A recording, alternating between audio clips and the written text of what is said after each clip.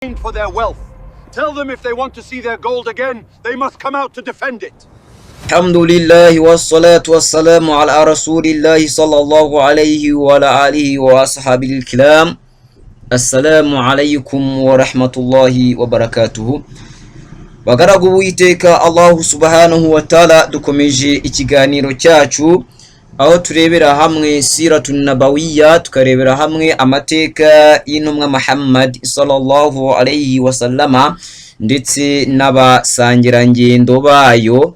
Bagaragu bwiteka Allah subhanahu wa ta'ala, ni mu rugo rwego twarebeye hamwe intumwa Muhammad sallallahu alayhi wa sallama uko yabayeho mbere yuko aba intumwa, ndetse tunarebera hamwe uko ubutumwa bwe butakiriwe neza, ndetse tunareba uko abantu bamupfobyaga abandi bamukerensa, ndetse tunarebera hamwe uko bamwe bamwemeye n'ibingorane bahuye nazo aribo basahaba b'intumwa Muhammad sallallahu alayhi wa sallama.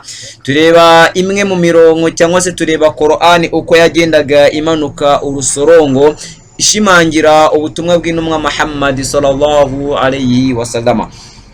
Tukanarebera hamwe uko hadithi cyangwa se imvugo z'intumwa y'Imana Muhammad sallallahu alayhi wa sallama zigenda zigaruka mu gusobanura impamvu Qur'ani yagiye imanuka n'amategeko yarayikubiyemo, icyo Allah subhanahu wa ta'ala yabaga agamije kuvuga, ndetse tuniga byinshi mu mateka y'intumwa y'Imana Muhammad sallallahu alayhi wa sallam. Bagaragu witeka Allah subhanahu wa ta'ala, kwiga siratun nabawiyya cyangwa se amateka y'intumwa y'Imana Muhammad sallallahu alayhi wa sallam, twungukiramo byinshi kubera ko Allah subhanahu wa ta'ala aratubwira ati qul in kuntum tuhibbuna Allah fattabi'uni, ahavuga ati yewe muhanuzi babwira uti nimba bavuga ko bakunda Imana subhanahu wa ta'ala fattabi'uni, nibagukurikire kwa ko nibagukunda yuhibbukumullahu, Allah nawe azabakunda, wa yaghfir lakum dhunubakum, ababarire ibyaha byabo n'amakosa yabo, wa ma yuti'i Allaha wa rasulahu, uzumvira Imana n'intumwa ye,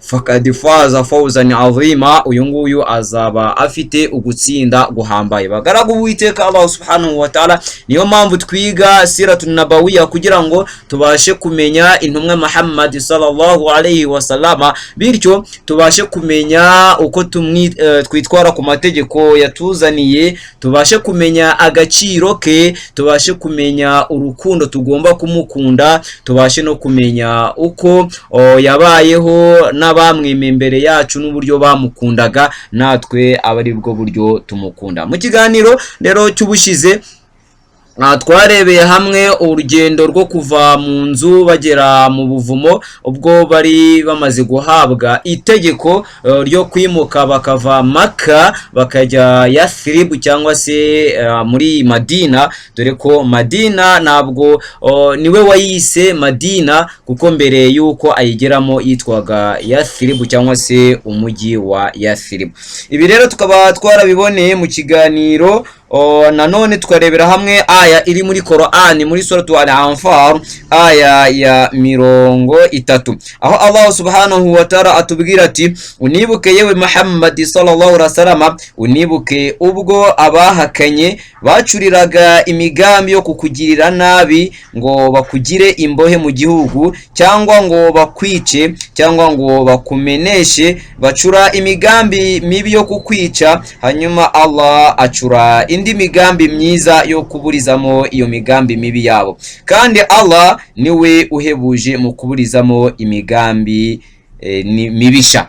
Ibi byose rero tumenya nanone impamvu Allah subhanahu wa ta'ala aya zigenda zigaruka. Urumva hano Allah subhanahu wa ta'ala aba yibutsa intumwa Muhammad sallallahu alayhi wa sallama ukuntu Allah yamutabaye, ubwo bashakaga kumwica. Ubwo twabonye amoko y'Abakuraishi aterana agakora inama yari rukokoma kugira ngo bice intumwa y'Imana Muhammad sallallahu alayhi wasallama, bagatoranya muri buri bwoko bugatoranyamo abasore b'intarumikwa, nkuko twavuga buri gisirikari kigatoranyamo muri buri batayo kigatoranyamo abagenerali cyangwa se abazi kurwana kurusha abandi cyangwa se abafite ibigango kurusha abandi, hanyuma babahereza imihoro n'imipanga kugira ngo bajye kwica intumwa y'Imana Muhammad sallallahu alayhi wasallama.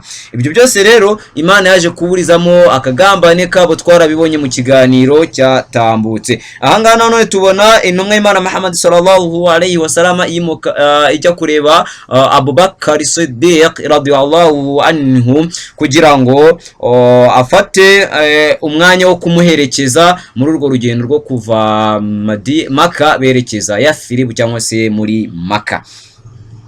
Aha nanone tubasha kubona agaciro k'intumwa y'Imana Muhammad sallallahu alayhi wasallama ndetse n'agaciro k'abasangira ngendo bayo bagaragu ba Allah subhanahu wa ta'ala. Abubakar Siddiq radiyallahu anhu ubwo bari bageze mu buvumo, ku muryango w'ubuvumo twabibonye ko yabwiye intumwa y'Imana Muhammad sallallahu alayhi wasallama ati reka mbanze ninjire muri ubu buvumo, nimba hari igikoko kirimo cyabasha kutugirira nabi kibanze gihere kuri njyewe. Ahangaha ni nawo mpamvu rero igihe utarakunda intumwa Muhammad sallallahu alayhi wasallama kuruta uko ukunda abana banyu cyangwa se imiryango yanyu, ntabwo mushobora kuba mwabasha kuba mwabona uburyohe bw'Ubuyisilamu. Niyo mpamvu tugiye kurebera hamwe kuva bavuye Makatu bakagera mu buvumo ubwo bari bamaze kwinjira, ndetse mu kiganiro cyabanjirije iki ngiki twe twarebeye hamwe impamvu hari isura iri muri Quran yitwa suratu Al-Ankabut, ikaba yaritiriwe igitagangurirwa. Aha naho nanone twarebeye hamwe muri icyo kiganiro impamvu iyi sura yitiriwe Al-Ankabut cyangwa se ikitirirwa igitagangurirwa. Ahangaha rero mu kiganiro nk'uko twe twabibasezeranije mu kiganiro cyabanjirije iki ngiki, tugiye kurebera hamwe bageze mu buvumo niki cyabaye, byagenze gute. Abubakar Siddiq radiyallahu anhu abwira intumwa Muhammad sallallahu alayhi wasallama ati reka mbanzemo ninjire muri ubu buvumo hanyuma unkurikire. Muri ubwo buvumo harimo igikoko kiryana bitaga Akrabu. Intumwa Muhammad sallallahu alayhi wasallama agezemo afatwa n'agatotsi arasinzira yegamye kuri Abubakar Siddiq radiyallahu anhu, hanyuma Abubakar Siddiq aza kurumwa n'icyo gikoko kiramuruma ku kaguru, ariko ntiyinyeganyeza ngo adakangura intumwa Muhammad sallallahu alayhi wasallama. Maze mu buvumo bamaze mu buvumo mu gihe kingana n'imisi 3, umuhungu wa Abubakar Siddiq radiyallahu anhu witwaga Abdullah iyo bwamaraga kwira yajyaga kuri ubwo buvumo kugira ngo abagezeho inkuru y'ibyo Abakuraishi bavugaga, maze mu gitondo cya kare cyane akabazanira amata y'ihene muri izo hene yaragiraga. Urumva ko ibi byose iyo twize amateka y'intumwa y'Imana Muhammad sallallahu alayhi wasallama tubasha gusobanukirwamo byinshi, dore ko urumva ko hano abo muri icyo gihe cyabo banywaga n'amata y'ihene, ariko muri iki gihe twebwe sinzi uko twavuga umuntu namushyiriye amata y'ihene cyangwa se ukamye amata y'ihene ukajya kuyacuruza cyangwa se kuyagurisha, nawe urumva ibyakubaho. Ariko ibi byose birakwereka ukuntu isi igenda ihindagurika ndetse ikanatakaza umwimerere wayo. Abantu bagenda bahindagurika kubera ko ibi n'ibisekuru biba byaratambutse, ariko natwe tukaba turi igisekuru cya Nabi Muhammad sallallahu alaihi wasallam cyangwa se tukaba turi ummat Muhammad sallallahu alaihi wasallama. Abakuraishi bamaze gushoberwa babuze aho bashakira intumwa Muhammad sallallahu alaihi wasallama, kubera ko twarabibonye mu kiganiro bafata Ali baramukubita cyane kandi bamujyana kuri Al-Ka'ab bamuboherayo mu gihe kingana n'isaha yose kugira ngo babashe kuba bamukuramo amakuru yaho intumwa y'Imana Muhammad sallallahu alaihi wasallam yarengeye. Kubera ko bari bashakishije inkuru ya Muhammad sallallahu alaihi wasallam barayibura aho yaba yarengeye. Babonye Ali ntacyo abatangarije, baja kwa Abubakar Siddiq radiyallahu anhu barakomanga. Bamaze gukomanga, umukobwa we witwaga Osman arafungura. Baramubaza bati so ari hehe, ababwira ko atazi aho ari. Ahangana none tubona hadith y'intumwa y'Imana Muhammad sallallahu alaihi wasallam aho tubwira ati uzahishira umuvandimwe we hano ku isi, Allah nawe azamuhishira yaumul qiyama, ubwo hazaba hari ibihano bitandukanye. Nanone abakurayishi icyo gihe barongeye bakora indi nama yo gufata ibyemezo byihutirwa kugira ngo babashe gufata Muhammad sallallahu alaihi wasallam na Abubakari bari kumwe. Bagota imihanda yose isohoka mu mujyi wa Makka, bashyiraho igihembo kingana n'ingamiya 100 kuwo ari we wese uzazana Muhammad sallallahu alaihi wasallam na Abubakar Siddiq ari bazima cyangwa se bapfuye. Ibi byose nkuko twabibonye mu biganiro bitandukanye nuko bahigaga intumwa y'Imana Muhammad sallallahu alaihi wasallam bamuziza iri dini y'Ubuislamu ko agomba kuba yayireka hamwe n'abamukurikiye. Nkuko twabibonye mu biganiro baravuze bati nimba ari abagore ashaka, reka turagushingira abakobwa bacu, nimba ari n'ubuyobozi ushaka turareka utuyobore, nimba ari n'ubukire ushaka turaguteranyiriza ube umukungu ufite ubukungu buruta bwacu twese, ariko urekeraho ibyo wigisha ngo ni Ubuislamu. Nkuko ro twabibonye Ubuislamu bwaje buje gukuraho imico mibi abantu bari bafite, nk'iy'uburaya, yo kunywa inzoga, urusimbi, ubwicanyi, ubugome, amahugu. Ibyo byose Islamu yaje ije gukuraho ubwo bukoroni, ariko kugeza kuri aya magingo aya ntabwo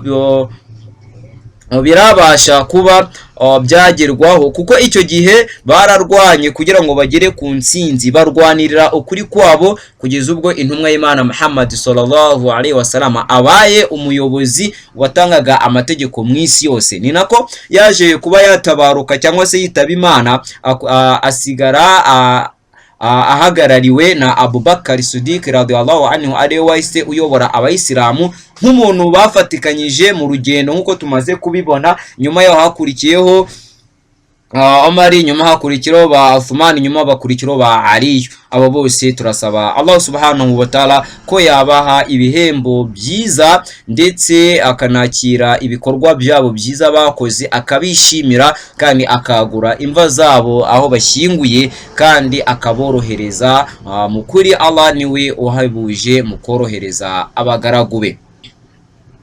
Nanone abantu batangiye gushakashaka ndetse n'abarehareha aho umuntu yanyuze, baraza bageze ku muryango w'ubuvumo baravuga bati aba bantu ntibarenze ahangaha, ariko kubw'ibitangaza by'Imana bavuga ko bamaze kwinjira, intumwa Muhammad sallallahu alaihi wasallam yamaze kwinjira mu buvumo we na Abubakar Siddiq radiyallahu anhu. Igitagangurirwa cyahise kihazengurutsaho urudodo rwacyo, ndetse n'inuma iraza itera amagi yayo ku gati kari gafite ishami ku muryango w'ubwo buvumo.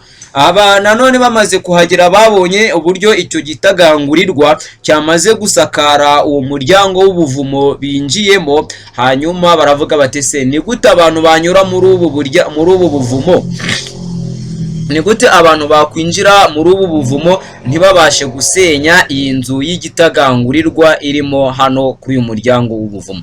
Akaba nayo mpamvu rero hari isura iri muri Qur'an yitwa Al-Qabut, ikaba yaritiriwe igitagangurirwa kubera yuko cyabashe kuba cyakoreshwa mu gutabara intumwa Muhammad sallallahu alayhi wasallam. Ni no mpamvu Allah subhanahu wa ta'ala atubwira ati nta wamenya ingabo z'Imana uko zingana, kubera yuko Allah subhanahu wa ta'ala yakoresheje iki gitagangurirwa kugira ngo kibashe kurinda no gukavaringa intumwa y'Imana Muhammad sallallahu alayhi wasallam. Suratu Al-Qabut rero akaba ari sura ya 29, ikaba ifite imirongo 69. Iyi suratu Al-Qabut rero umvishe impamvu Allah yagiye yitirira amwe mu mazina yamwe mu masura ari muri Qur'ani.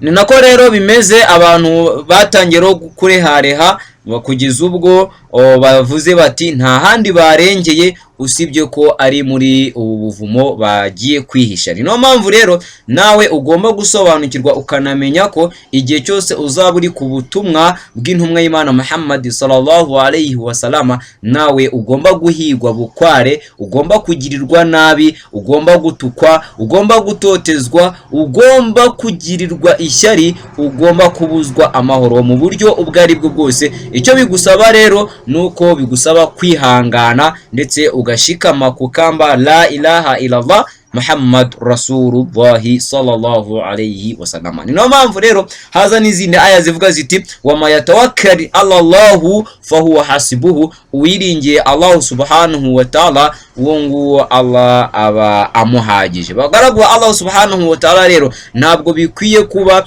wajya kwiringira Allah subhanahu wa ta'ala ndetse ngo hagati yawe na Allah subhanahu wa ta'ala ushiremo ikindi kiremwa icyo ari cyo cyose cyaguha ubutabazi kuri Allah subhanahu wa ta'ala. Tegereza Allah subhanahu wa ta'ala agutabare mu ngorane, mu bigeragezo, mu bizazane, mu kaga, mu makuba uri guhura nabyo, kubera ko Uwiteka Allah subhanahu wa ta'ala ararora kandi arumva, kubera yuko ntabwo ibyo byose biri kukubaho ari uko yananiwe kuba yabikuraho, ahubwo ibyo byose nuko biri kuza nk'ibigeragezo kugira ngo Allah agerageze abantu, yerekane abihangana muri bo ndetse yerekane n'intwari muri bo. Niyo mpamvu rero nawe uba ugomba kwihanganira ibigeragezo bigiye bitandukanye. Nanone tukarebera mu nzira ijya i Madina ibigeragezo babashe guhura nabyo muri iyo nzira. Ahangaha tutararenga iyi topic, nanone twibuke ko ubakakanya abantu bari kugambanira idini y'Uwisilamu bari kuyigambanira ku giciro gito cyane, bakagambanira bagenzi babo ku gashara k'ibihumbi 50, bakagambanira bagenzi babo b'Abayisilamu ku gashara k'ibihumbi 100, bakagambanira bagenzi babo b'Abayisilamu ku gashara k'ibihumbi 200 cyangwa se 300, mu gihe abandi bahawe ingamiya 100 kugira ngo bagaragaze intumwa y'Imana Muhammad sallallahu alayhi wasallam hamwe na Abu Bakar Siddiq radiyallahu anhu kugira ngo bicwe. Byumvikane ngo nimba wowe ubasha kugambanira bagenzi bawe b'Abayisilamu, ubwo urumva baguhaye izi ngamiya 100 wabasha gukora ibingana iki? Ni no mpamvu abantu baba bagomba gutinya Allah subhanahu wa ta'ala, kubera ko bakazirikana ko twese tuzabasha kuba twajya imbere y'Uwiteka Allah subhanahu wa ta'ala tukabazwa ibyo twakoze mu tunini n'udutoya, mu bikorwa tugahembwa ndetse no mu mvugo tugahembwa, ndetse mu bikorwa bibi tukabihanirwa ndetse n'ibikorwa byiza tukabihemberwa. Niyo mpamvu rero Allah subhanahu wa ta'ala nanone atubwira muri Qur'an agira ati ya ayyuhalladhina amanu taqullaha haqqa tuqatihi wa la tamutunna illa wa antum muslimun. Yemwe bagaragu witeka Allah subhanahu wa ta'ala, muvuga ko mwemera amategeko y'uwiteka Allah subhanahu wa ta'ala, nimutinye Allah subhanahu wa ta'ala, muramenye urupfu ntiruzabagereho, usibye ko rugomba gusanga muhagaze mu Buislamu, mufite umusimamo w'Ubuislamu mukomora kuri Nabi Ibrahim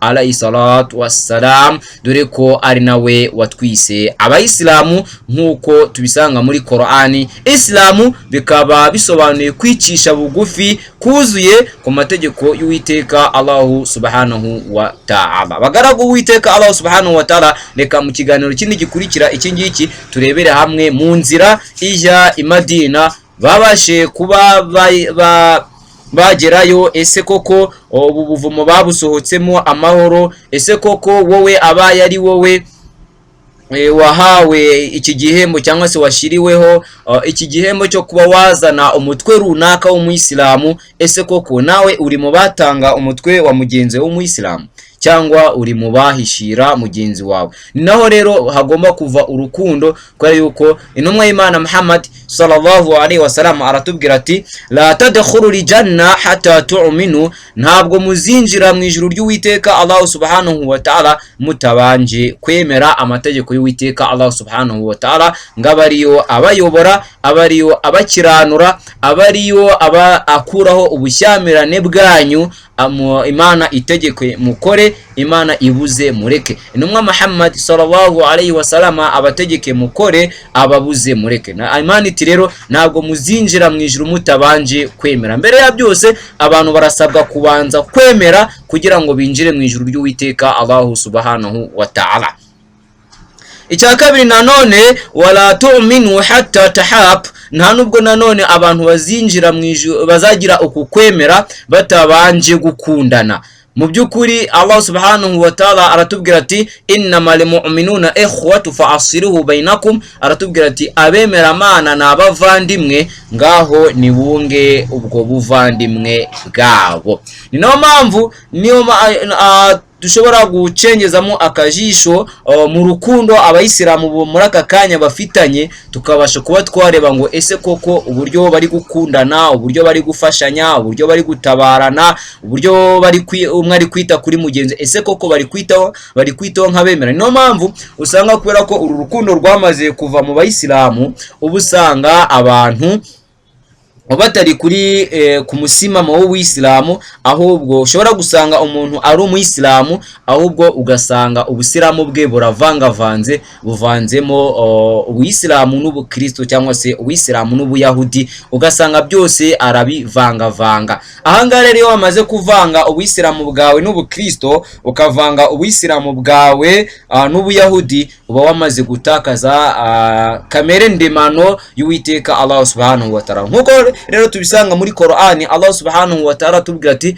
ghayril maghdubi alayhim waradwarina, hari babandi bayobye ndetse nabo Allah subhanahu wa ta'ala yarakari. Abayobye ni bande? Ni bano bakristo, nkuko Qur'ani igenda ibigaragaza, kwera yuko bayobeye hehe? Bayobeye muri kwa kujya mu kwita Imana cyangwa se mu kugabura Imana mo ibice bitatu, aho bavuga ngo Imana irimo ibice bitatu, ng'Imana Data, ng'Imana y'Umwana, ngo ni Imana y'Umwuka Wera. Abangaba rero Imana iti bamaze kuyoba, kwa yuko buri Imana yakabaye kuba ifite ibyo yaremye, bityo Imana yatwara ibyo yaremye cyangwa se ikitwara ikigamba ku Mana ngenzi yayo, ivuga ko yo ariyo yaremye ibikorwa byiza. Niyo mpamvu rero Imana ivuga ngo aba bamaze kuvuga ko Imana ari imwe mu Mana eshatu, baba bamaze guhakana. Iyi aya nayo tuyisanga muri suratu Al-Maida, aya za nyuma.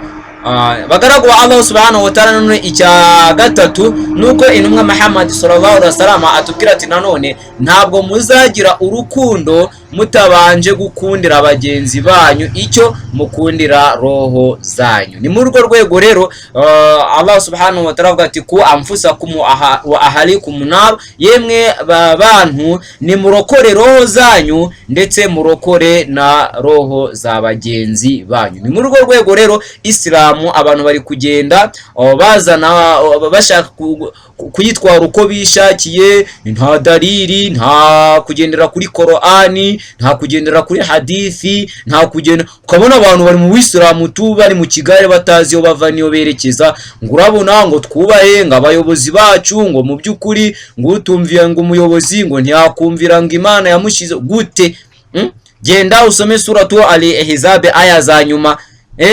Abayobozi bacu rero dufite muri iki gihe ntabwo bari kutuganisha mu gutinya Imana no kubaha Imana no gukurikira amategeko yayo. Uzabibona adhana bayihinduye urusaku, imisigiti hirya no hino irafunzwe, ariko bamwe mu bayobozi bavuga ko bahagarariye abayisilamu, babeshya ko bahagarariye abayisilamu, baracecetse, bagenda bajyaho bagasimburana, abandi bati twe tuzaza dukora ibingibi bari abatakoze. Gute mutari mwabasha gushira hamwe ubumwe bw'abayisilamu? Bagaragu ba Allah subhanahu wa ta'ala rero reka tuze kurebera hamwe bageze urugendo rwo kuva mu buvumo bakomeza bajya i Madina, cyangwa se bakomeza berekeza muri umujyi witwa Yathribu, ari naho intumwa Muhammad sallallahu alaihi wasallam yaje kwita Madina imaze kuhagera. Duhure rero mu kiganiro iki ngiki tugira tuti Allah subhanahu wa ta'ala aduhe gusobanukirwa, Allah subhanahu wa ta'ala ayobore imitima yacu, dusaba Allah subhanahu wa ta'ala ko yakwakira ibikorwa byacu dukora